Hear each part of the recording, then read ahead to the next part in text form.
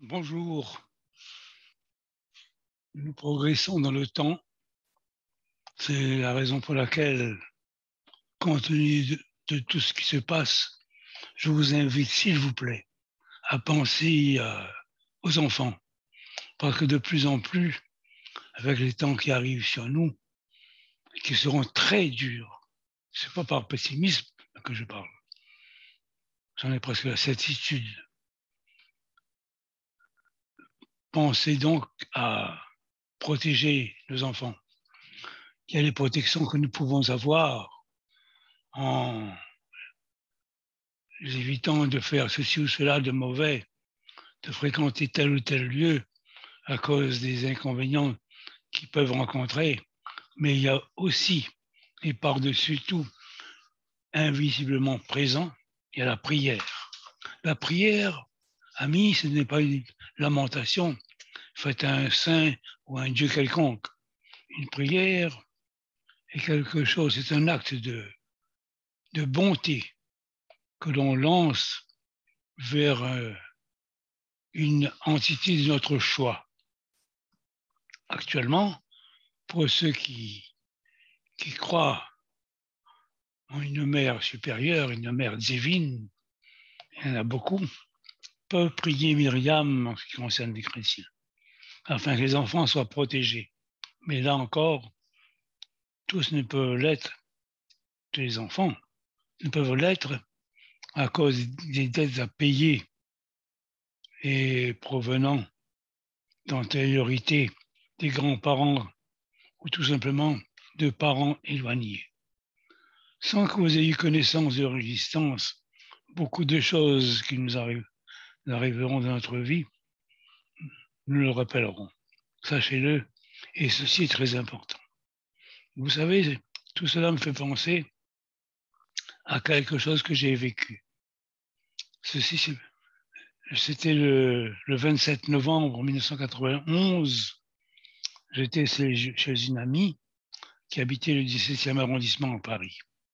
Lorsque brusquement, mon arrière-grand-père, que je n'ai jamais connu bien sûr, est venu me parler. Nous ne nous attendions pas du tout à ce type de communication. Voilà le contenu du message qu'il m'a laissé. Marc, je suis ton arrière-grand-père Eugène. Ma purge terrestre est terminée. Je vais enfin pouvoir, après tant d'années de souffrance, il est décédé en 1912, je crois, de combat que mon âme a gagné contre les forces du mal, partir en paix. Je te remercie, mon cher Marc, de m'avoir aidé par tes prières et par tes souffrances. Tu as permis à mon âme de s'élever. Tu as payé par tes souffrances l'élévation de plusieurs âmes de la famille, de notre famille, qui étaient enchevêtrées dans les malheurs de l'au-delà.